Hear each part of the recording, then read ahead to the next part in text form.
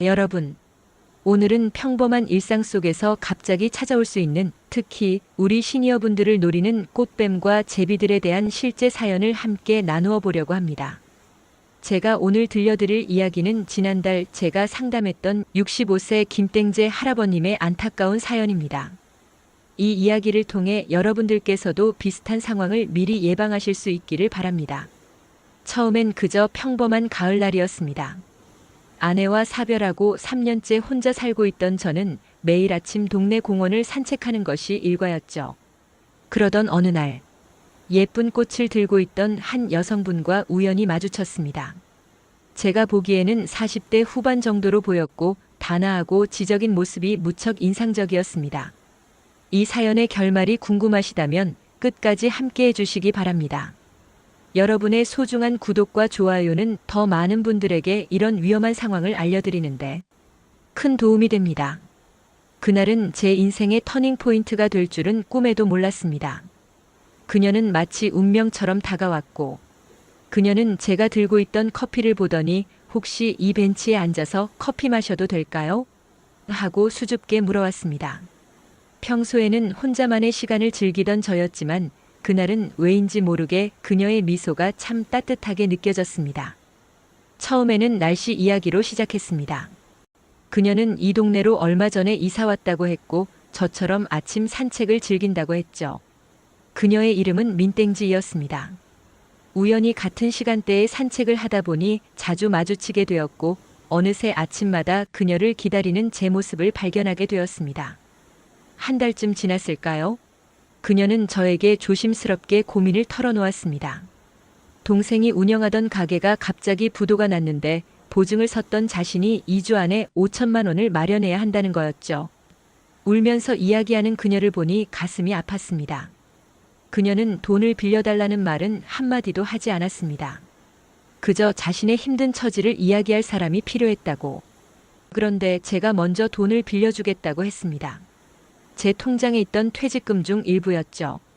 그때 그녀가 얼마나 고마워했는지 모릅니다. 2주 후에 꼭 갚겠다며 눈물을 글썽이며 약속했죠. 그리고 다음 날부터 그녀는 더 이상 나타나지 않았습니다. 처음에는 무슨 일이 생겼나 걱정이 되었습니다. 그녀가 준 전화번호로 연락을 했지만 이미 없는 번호라고 나왔고 알려준 주소를 찾아갔더니 그런 사람이 살았던 적이 없다고 하더군요. 그제서야 제가 속았다는 것을 깨달았습니다. 하지만 이것은 시작에 불과했습니다. 그로부터 일주일 후 한 젊은 남자가 저를 찾아왔습니다. 자신은 민땡지의 남편이라며 아내가 바람을 피웠다고 소리를 지르기 시작했죠. 주변 이웃들이 모두 들을 수 있을 만큼 큰 소리로. 그 남자는 저에게 위자료를 요구했습니다. 제가 그의 아내를 유혹했다며 증거 사진도 있다고 협박했죠. 사실 그 사진들은 그저 공원 벤치에서 이야기를 나누는 평범한 모습이었지만 이웃들의 시선이 너무나 부담스러웠습니다. 결국 저는 또다시 3천만 원을 그 남자에게 건네주고 말았습니다.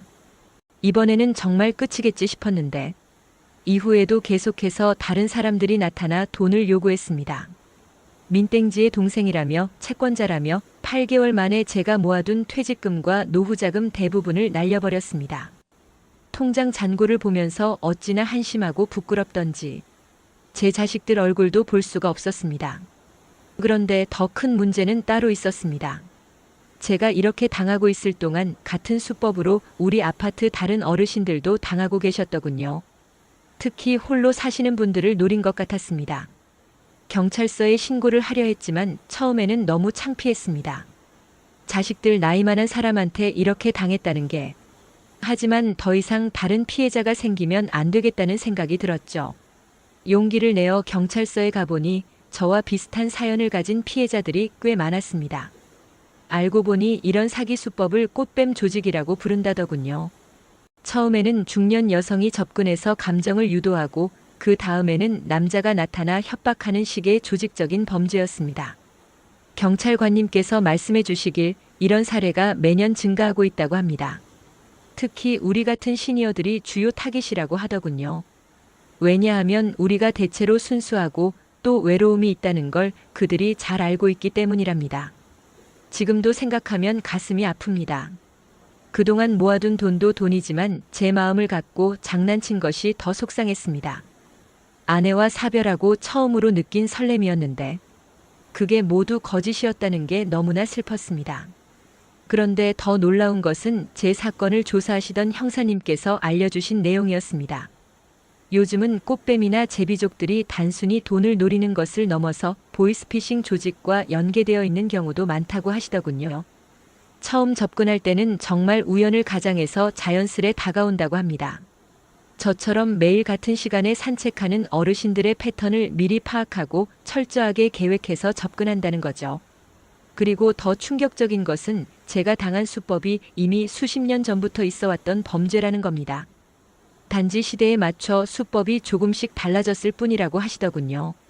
예전에는 단순히 돈만 요구했다면 요즘은 개인정보까지 노린다고 합니다. 실제로 저희 동네 박 할아버님은 이런 수법으로 처음에는 돈을 뜯기고 나중에는 신분증 사본을 건네주었다가 대출 사기까지 당하셨다고 합니다. 그분은 지금도 그 빚을 갚느라 고생하고 계시죠. 제 이야기를 들으시는 분들 중에도 혹시 비슷한 경험을 하신 분이 계실지 모르겠습니다. 부끄러워하지 마시고 꼭 신고하시기 바랍니다. 저처럼 피해를 당하시는 분들이 더 이상 생기지 않았으면 좋겠습니다. 경찰서에서 상담을 받으면서 알게 된 더 충격적인 사실이 있습니다. 요즘은 SNS나 온라인 채팅 앱을 통해서도 이런 범죄가 많이 일어난다고 하더군요.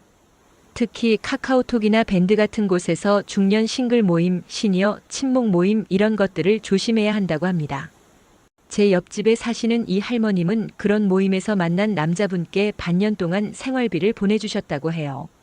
그분은 자신이 사업가라며 곧 큰 돈을 벌 수 있다고 했답니다. 심지어 결혼까지 약속했다는데 나중에 알고 보니 그 남자는 이미 여러 명의 할머님들에게 같은 수법으로 돈을 받아갔더랍니다. 또 다른 사례로는 손자나 손녀를 사칭하는 경우도 있다고 합니다. 요즘 젊은이들이 많이 쓴다는 텔레그램이나 카카오톡으로 연락이 와서 급하게 돈을 요구하는 거죠. 손주라고 하니 당연히 마음이 급해져서 바로 보내주시는 분들이 많다고 합니다. 제가 이런 이야기를 하는 이유는 우리 시니어들이 이제는 더 이상 당하지 말아야 한다는 생각 때문입니다. 우리가 평생 모은 돈이고 자식들에게도 물려주고 싶은 소중한 재산인데 이렇게 한순간에 사라져버리는 걸 보면 정말 가슴이 아픕니다. 특히 우리처럼 나이 든 사람들은 한 번 당하면 그 충격이 평생 가는 것 같아요. 저도 지금은 산책을 나가도 누군가 말을 걸면 겁부터 난답니다. 형사님께서 알려주신 최근 꽃뱀, 제비들의 새로운 수법에 대해서도 말씀드리고 싶습니다. 요즘은 코로나19 이후로 마스크를 쓰고 다니는 게 자연스러워져서 자신의 얼굴을 감추기가 더 쉬워졌다고 합니다. 그리고 더 교묘해진 것이 처음부터 돈 이야기를 꺼내지 않는다고 해요. 저처럼 한 달 이상 공들여서 신뢰관계를 쌓은 후에 범행을 저지른다는 겁니다. 심지어 어떤 분은 6개월 동안이나 매일 통화하고 만나면서 신뢰를 쌓았다가 피해를 당하셨대요. 또 하나 무서운 것은 이런 범죄자들이 우리 시니어들의 심리를 너무나 잘 알고 있다는 겁니다. 자식들에게 피해 사실을 알리기 싫어하는 마음, 이웃들의 시선을 의식하는 마음, 이런 것들을 악용해서 돈을 뜯어간다고 합니다. 제 경우만 해도 처음에는 자식들이나 주변 사람들에게 알리기가 너무 창피했습니다. 평생을 똑똑하게 살았다고 자부했는데 이렇게 쉽게 속았다는 게 자존심이 상했거든요. 그런데 이렇게 숨기는 것이 바로 그들이 바라는 거였더군요. 그래서 저는 이렇게 용기를 내어 제 이야기를 하기로 했습니다. 부끄럽지만 저 같은 피해자가 더 이상 생기지 않았으면 하는 마음에서요. 제가 경찰서에서 상담을 받으면서 알게 된 또 다른 수법들도 있습니다. 요즘은 종교 모임이나 노인 대학을 사칭하는 경우도 많다고 해요. 처음에는 무료로 좋은 강의도 해주고 다과도 제공하면서 신뢰를 쌓는답니다. 실제로 우리 동네 최 할아버님은 노인 대학이라고 해서 등록했다가 큰 피해를 보셨어요. 처음에는 정말 좋은 강의를 해준다고 소문이 났대요. 스마트폰 사용법도 가르쳐주고 건강체조도 알려주고 그러다가 어느 날 투자 이야기를 꺼내더니 결국 큰 돈을 날리셨다고 합니다. 또 요즘 많이 생긴다는 게 짝짓기 소개팅이라는 거예요. 노인정이나 복지관에서 건전한 만남을 주선해준다며 접근했다가 나중에는 회원가입비니 뭐니 해서 돈을 요구한다고 합니다. 특히 독거노인분들을 노린다고 하더군요. 심지어는 병원을 사칭하는 경우도 있답니다. 무료 건강검진이라며 접근해서 가짜 검진 결과를 보여주고 고액의 치료비를 요구하는 수법이래요. 우리 나이에는 건강이 제일 걱정이니까 이런 말만 들어도 겁이 나서 돈을 보내게 된다는 거죠. 제가 이런 이야기를 하는 게 너무 무섭고 걱정되실 수도 있을 것 같습니다. 하지만 이런 사실을 알고 계셔야 피해를 예방하실 수 있을 것 같아서 말씀드립니다. 이제는 제가 직접 겪으면서 깨달은 꽃뱀과 제비들의 특징에 대해 말씀드리고 싶습니다. 나중에 생각해보니 분명히 수상한 점들이 있었거든요. 첫 번째로 자주 통장 사정이나 재산 상태를 슬쩍슬쩍 물어봅니다. 예를 들어 요즘 은행 이자가 너무 낮지 않으세요? 퇴직금은 어디에 두시는 게 좋을까요? 이런 식으로요. 당시에는 관심 가진다고 생각했는데 지금 보니 재산 파악을 하던 거였습니다. 두 번째는 자식들과의 관계를 자주 물어본다는 거예요. 특히 자식들이 자주 찾아뵙나요? 용돈은 잘 주나요? 이런 질문들. 나중에 보니 고립된 노인들을 선별하기 위한 질문이었더군요. 세 번째로는 항상 현금 거래를 선호한다는 점입니다. 계좌이체는 추적이 가능하니까 꺼려한다고 해요. 민땡지 씨도 저에게 돈을 받을 때 현금으로 달라고 했었죠. 네 번째는 약속 장소를 자주 바꾼다는 거예요. CCTV가 없는 곳을 골라서 만나자고 하더라고요. 그때는 그저 조용히 이야기하고 싶어서 그러나 보다 했는데 지금 생각하면 정말 위험한 신호였습니다. 다섯 번째로 눈여겨보셔야 할 특징은 처음에는 절대로 돈 이야기를 하지 않는다는 겁니다. 오히려 자신이 경제적으로 여유가 있는 것처럼 행동해요. 커피도 자주 사주고 가끔은 작은 선물도 하면서 경계심을 풀게 만듭니다. 여섯 번째는 우리의 감정을 교묘하게 자극한다는 거예요. 요즘 많이 외로우시죠? 자식들은 다 바쁘시죠? 이런 식으로 우리의 약점을 건드리면서 동정심을 유발합니다. 민땡지 씨도 처음에는 자신의 불행한 과거를 이야기하면서 제 마음을 움직였었죠. 일곱 번째로는 항상 급한 일이라고 강조한다는 점입니다. 내일까지 꼭 필요하다, 이번 기회를 놓치면 안 된다, 이런 식으로 말이에요. 우리가 깊이 생각할 시간을 주지 않으려는 거죠. 여덟 번째는 개인정보를 쉽게 알려주지 않는다는 겁니다. 예를 들어 명함이나 신분증은 절대 보여주지 않아요. 심지어 자신의 직업이나 사는 곳도 애매모호하게 얘기하죠. 마지막으로는 항상 비밀을 강조한다는 점입니다. 우리 둘만의 비밀이에요. 다른 사람한테는 말하지 마세요. 이런 식으로요. 이게 바로 우리가 주변에 도움을 요청하지 못하게 만드는 수법이었던 거죠. 이제는 제가 경찰서에서 배운 대처 방법에 대해 말씀드리고 싶습니다. 먼저 갑자기 친절을 베푸는 낯선 사람을 조심하셔야 해요. 아무리 좋은 사람처럼 보여도 처음 보는 사람이 갑자기 친근하게 다가오면 경계하셔야 합니다. 두 번째로는 절대로 첫 만남에서 개인정보를 알려주시면 안 됩니다. 특히 통장 잔고나 재산 상황은 더더욱 비밀로 하셔야 해요. 자식 이야기도 조심스럽게 하시는 게 좋습니다. 세 번째로 투자나 대출을 권유받으면 반드시 가족들과 상의하시기 바랍니다. 아무리 급하다고 해도 하루만 시간을 달라고 하세요. 그리고 그 시간 동안 자녀들이나 믿을 만한 지인과 꼭 상담하시길 바랍니다. 네 번째는 복지관과 주민센터의 교육에 참여해 보시는 걸 추천드립니다. 요즘은 노인 대상 금융사기 예방 교육을 자주 한다고 하더군요. 저도 이제는 매달 한 번씩 그런 교육을 듣고 있습니다. 다섯 번째로는 수상한 점이 보이면 바로 112에 신고하세요. 처음에는 부끄럽고 망설여지시겠지만 신고하는 것이 다른 피해자가 생기는 걸 막을 수 있는 방법입니다. 이제는 제가 실제로 사용하고 있는 자기 방어 수칙을 알려드리겠습니다. 먼저 저는 이제 산책을 갈 때도 혼자가 아닌 단체로 다닙니다. 우리 동네 노인정에서 만든 건강 산책반에 가입했거든요. 함께 다니다 보니 이상한 사람들이 접근하기도 어렵고 새로운 친구도 사귈 수 있어서 좋습니다. 두 번째로는 스마트폰에 안심콜 앱을 설치했어요. 경찰서에서 알려준 건데 모르는 번호로 전화가 오면 자동으로 발신자 정보를 확인해주는 앱이래요. 보이스피싱도 막을 수 있고 수상한 전화도 미리 확인할 수 있어서 참 유용합니다. 세 번째로는 통장 관리를 자녀와 함께 하고 있어요. 큰 금액이 필요할 때는 반드시 자녀들과 상의하기로 약속했죠. 처음에는 자존심이 상했지만 지금은 오히려 마음이 편합니다. 네 번째는 3일 기다리기 원칙을 세웠어요. 누가 급하게 돈을 요구하더라도 최소 3일은 기다렸다가 결정하기로요. 그동안 경찰서에도 문의해보고 자녀들과도 상담하는 거죠. 마지막으로는 매주 목요일마다 경찰서에서 하는 시니어 보안 교실에 참여하고 있어요. 새로운 범죄 수법도 배우고 비슷한 경험을 한 분들과 이야기도 나눌 수 있어서 많은 도움이 됩니다. 사실 이런 이야기를 하면서도 마음 한켠이 아직도 아픕니다. 민땡지 씨가 보여줬던 따뜻한 미소가 모두 거짓이었다는 게, 그리고 제가 그렇게 쉽게 속았다는 게 아직도 믿기지 않을 때가 있어요. 하지만 이제는 제가 당한 일을 부끄러워하지 않기로 했습니다.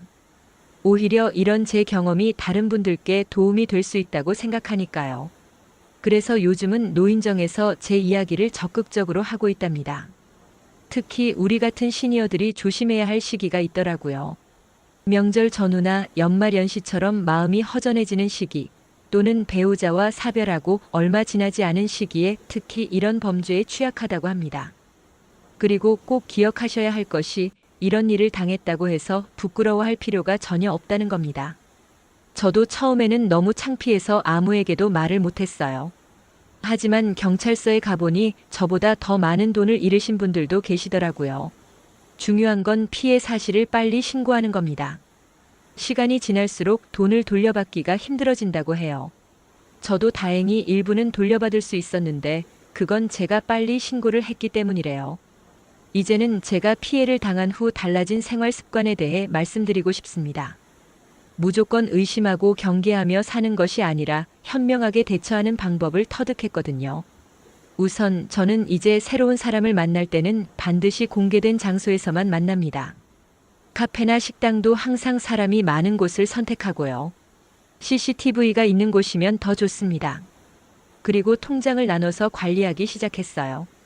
생활비용 통장과 저축 통장을 완전히 분리했죠. 생활비 통장에는 필요한 만큼만 넣어두고 나머지는 접근하기 어려운 곳에 따로 보관합니다. 또 하나 달라진 점은 매주 토요일마다 자녀들과 영상통화를 한다는 거예요. 멀리 있는 자녀들과도 얼굴 보며 이야기를 나누니까 덜 외롭고 수상한 일이 있으면 바로 상담도 할 수 있어서 좋습니다. 무엇보다 중요한 건 이제는 공짜나 특별한 기회를 조심하게 됐다는 거예요. 세상에 공짜는 없다는 말이 맞더라고요. 특히 투자 이야기가 나오면 무조건 자녀들과 상의하기로 했습니다. 경찰서에서 알려준 최신 수법도 몇 가지 알려드리고 싶습니다. 요즘은 코로나19 이후로 더 교묘해진 수법들이 등장했다고 해요. 첫째는 백신 관련 사기입니다. 백신 예약을 해준다며 개인정보를 요구하거나 특효약이 있다며 고액의 약품을 팔려고 한다고 해요. 이런 건 모두 사기라고 보시면 됩니다. 둘째는 손주 사칭 문자가 더 정교해졌다고 합니다.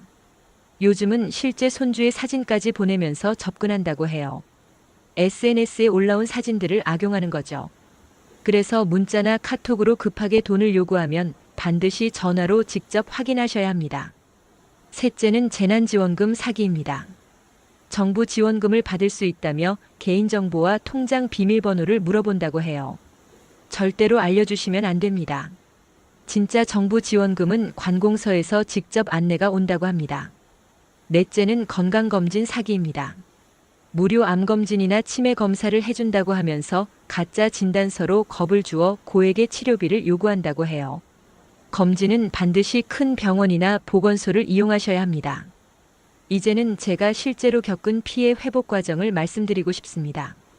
처음에는 정말 힘들었지만 차근차근 극복해 나갈 수 있었거든요.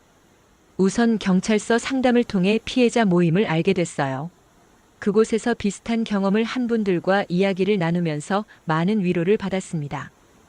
혼자만 당한 게 아니라는 걸 알게 되니 마음이 한결 편해지더라고요.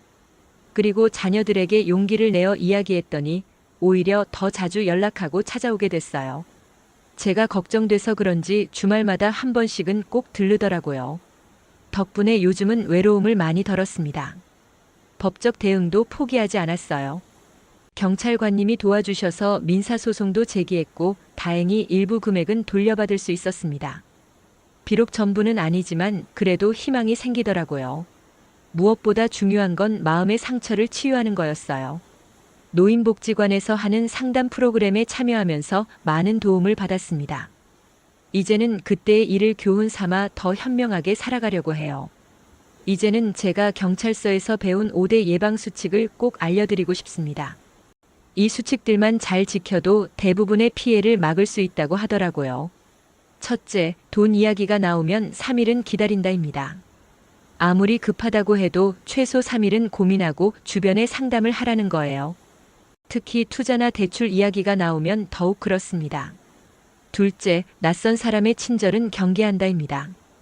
갑자기 다가와서 친절을 베푸는 사람이 있다면 반드시 의심해 보셔야 해요. 특히 우리 나이대의 외로움을 노리는 경우가 많다고 합니다. 셋째, 현금 거래는 절대 하지 않는다입니다. 꼭 필요한 거래라면 계좌이체를 하고 영수증이나 증거를 남기라고 하더라고요. 현금으로 달라고 하면 무조건 의심해야 합니다. 넷째, 개인정보는 가족에게도 신중하게입니다. 전화나 문자로 개인정보를 요구하면 실제 가족이라도 일단 의심하고 직접 만나서 확인하라는 거예요. 다섯째, 수상하면 일단 신고입니다. 110이나 금융감독원 1332로 신고하면 친절하게 상담해 준다고 해요. 망설이지 마시고 바로 신고하시는 게 좋습니다. 이제는 제가 주변 어르신들에게 자주 말씀드리는 이상한 느낌이 드는 순간에 대해 이야기해 드리고 싶습니다. 이런 순간이 오면 바로 그 자리를 피하시는 게 좋아요. 첫째로 자꾸 개인적인 약점을 물어볼 때입니다. 외로우시죠? 자녀들이 잘 안 찾아뵙나 봐요? 이런 식으로 우리의 감정을 자극하려 할 때는 정말 조심하셔야 해요. 둘째는 자신의 신분을 명확하게 밝히지 않을 때입니다. 직업을 물어봐도 두루뭉술하게 답하거나 명함도 없고 연락처도 불분명할 때는 위험 신호예요. 셋째로 자꾸 장소를 한적한 곳으로 옮기자고 할 때입니다. 처음에는 카페에서 만나다가 점점 인적이 드문 곳으로 유도한다면 경계하셔야 합니다. 넷째는 지나치게 빨리 친밀감을 표현할 때예요. 처음 만난 사람이 마치 오래된 친구처럼 행동하거나 과도하게 칭찬하고 선물을 준다면 의심해 봐야 합니다. 마지막으로 돈 이야기를 돌려서 할 때입니다. 예를 들어 요즘 은행 이자가 너무 낮지 않나요? 좋은 투자처가 있는데. 이런 식으로 말을 꺼낸다면 바로 자리를 피하세요. 이제는 제가 실제로 경험한 회복 과정에서 가장 도움이 되었던 활동들을 말씀드리고 싶습니다. 혹시 비슷한 일을 겪으신 분들께 도움이 되길 바라면서요. 가장 먼저 시작한 것은 마음 일기 쓰기였습니다. 처음에는 창피하고 부끄러워서 아무에게도 말 못했던 감정들을 일기에 솔직하게 적었어요. 그러다 보니 마음이 조금씩 가벼워지더라고요. 두 번째로는 복지관에서 하는 시니어 합창단에 가입했습니다. 노래를 부르다 보면 우울한 생각도 잊게 되고 무엇보다 좋은 친구들도 많이 사귈 수 있었어요. 혼자 있는 시간이 줄어들다 보니 자연스럽게 불안감도 줄어들더라고요. 세 번째는 매주 화요일마다 하는 피해자 모임에 참석하고 있습니다. 처음에는 망설였는데 비슷한 경험을 한 분들과 이야기를 나누다 보니 제가 특별히 어리석었던 게 아니란 걸 알게 됐어요. 네 번째로는 손주들과 영상통화를 자주 하게 됐습니다. 요즘 젊은이들이 쓰는 카카오톡도 배우고 사진도 주고받으면서 소통하다 보니 외로움도 많이 줄어들었어요. 마지막으로는 매일 아침 공원 산책을 다시 시작했습니다.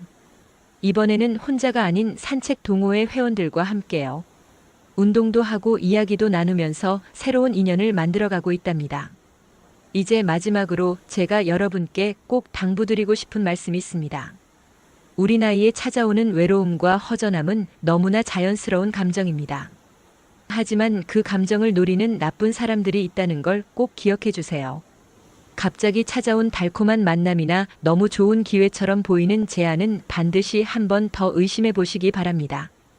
그리고 혹시라도 저처럼 피해를 당하셨다면 절대 혼자 끙끙 앓지 마세요. 부끄럽다고 숨기실 필요 없습니다. 저도 이제는 당당하게 제 경험을 나누면서 다른 분들을 돕고 있어요. 이제 꼭 기억하셔야 할 건 말씀드릴게요. 낯선 사람의 갑작스러운 접근 주의. 돈 거래는 반드시 가족과 상담. 현금 거래 절대 금지. 개인정보 노출 주의. 의심되면 즉시 신고하기.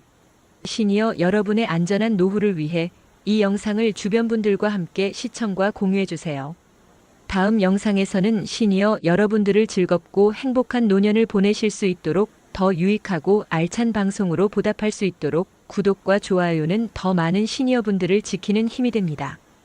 지금까지 시니어 행복TV였습니다. 감사합니다.